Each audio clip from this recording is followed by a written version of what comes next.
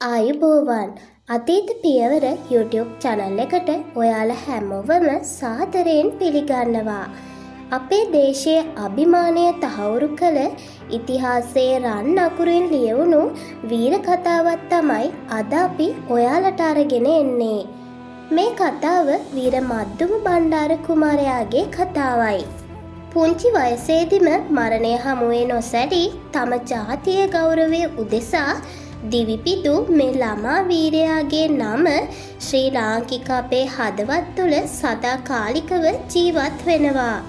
අයියන්ඩියේ බිය නොවන්න, මැරෙන සැටි මම පෙන්වන්නම් යන ඔහුගේ වීරවදන අදටත් අපිට ආදර්ශයක්. අද වීඩියෝ එකෙන් ඔයාලට අරගෙන ආවේ මද්දුම බණ්ඩාර කුමාරයාගේ උපතේ සිට ඔහුගේ වීරෝදාර අවසානය දක්වා වූ මුළු කතාවයි. අද වීඩියෝ එකට යන්න කලින් අතීත පියවර YouTube channel එක ඔයා තවමත් subscribe කරලා නැතිනම් දැන්ම subscribe කරලා අපි වීඩියෝ එකක් දාපු ගමන් notification එකක් ගෙන්න ගන්න. ඒ ළඟම තියෙන notification bell එකත් click කරලා තියාගන්න.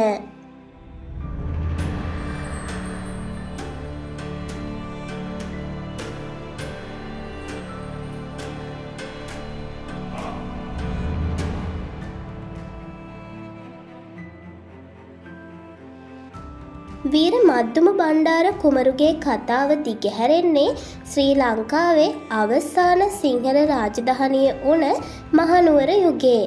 එනම් 19 වැනි සියවසේ මුල් භාගයේදී. ඒ වන විට රාජ්‍ය පාලනය කළේ ශ්‍රී වික්‍රම රාජසිංහ රජතුමයි. මද්දුම බණ්ඩාර කුමරුගේ පියා වුණේ එවකට රජු යටතේ බලවත්ම තනතුරක් දැරූ ඇහැලේපොළ මහා අධිකාරම්තුමයි. මම වූයේ ඇහැලේපොළ කුමාරිහාමි. ඔවුන් වාසය කළේ මහනුවර ඇහැලේපොළ වලව්වේ. මද්දුම බණ්ඩාර ඉපදෙන්නේ 1806 වසරේදී මහනුවරදී බව ඉතිහාසයේ සඳහන් වෙනවා. ඇහැලේපොළ පවුලේ දරුවන් කිහිප දෙනෙක් සිටියා. වැඩිමහල් පුත්‍රයා ලොකු බණ්ඩාර කුමරු වූ අතර මද්දුම බණ්ඩාර කුමරු වූයේ දෙවනි පුත්‍රයායි. මීට අමතරව තවත් දියණියක් සහ කුඩා දරුවෙකු සිටි බවත් සඳහන් වෙනවා.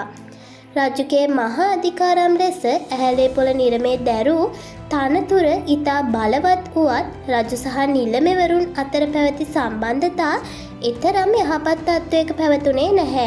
මෙහිදී විශේෂයෙන්ම ශ්‍රී වික්‍රම රාජසිංහ රජුගේ ක්‍රූර පාලනයට එරෙහිව උඩරට නිලමෙවරු කැරලි ගැසීමේ සූදානමක සිටියා. ක්‍රමයෙන් රජු සහ ඇහැලේපොළ මහාධිකාරම් අතර සම්බන්ධය පළුදු වීමට පටන් ගත්තා. විවිධ නිලමෙවරුන්ගේ බොරු කේලම් සහ රජුගේ සැක සහිත ස්වභාවය නිසා මේ තත්ත්වය වඩාත් නරක අතට හැරුණා. මේ අතර බ්‍රිතාන්‍යයන් මුහුදුබඩ ප්‍රදේශ අල්ලාගෙන සිටි අතර ඔවුන් උඩරට රාජධානිය අත්පත් කර ගැනීමට උපාය මාර්ග සකස් කරමින් සිටියා. බ්‍රිතාන්‍යයන්ට එරෙහිව රජු අනුගමනය කළ ප්‍රතිපත්ති නිසාත් ඇහැලේපොළ නිලම සහ තවත් උඩරට නිලමවරුන් රහසිගතව ඉංග්‍රීසීන් සමග සම්බන්ධතා පැවැත්වූ බවටත් කටකතා පැතිර ගියා. 1814 වසරේදී ඇහැලේපොළ නිලමේ සබරගමුවේ ප්‍රාදේශීය නායකයන් සමග එකතු වෙලා ශ්‍රී වික්‍රම රාජසිංහ රජුට එරෙහිව කැරැල්ලක් මෙහෙයවීමට සූදානම් වුණු බවට රජුට වාර්තා වුණා.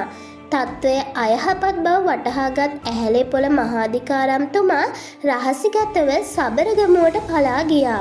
ඔහු අපේක්ෂා කළේ බ්‍රිතාන්‍යයන්ගේ සහාය ඇතිව රජුට එරෙහිව කැරැල්ලක් දියත් කිරීමටයි. තමන්ගේ ප්‍රධාන අධිකාරම්වරයා පලා ගොස් කැරැල්ලක් සූදානම් කරන බව දැනගත් ශ්‍රී වික්‍රම රාජසිංහ රජු අතිශයින් කෝපයට පත් වුණා.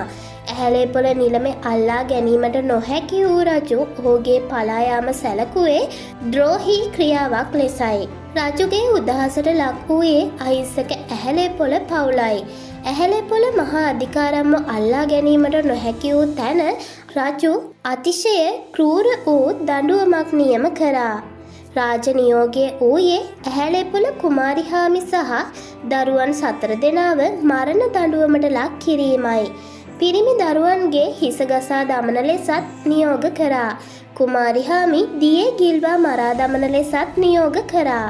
කුඩා බිලිඳා වන්ගෙඩිය දමා කොටා මරා දමන ලෙසත් රජු නියෝග කරා. මෙම ක්‍රූර දඬුවම ක්‍රියාත්මක කිරීමට දිනයක් නියම කෙරුණා.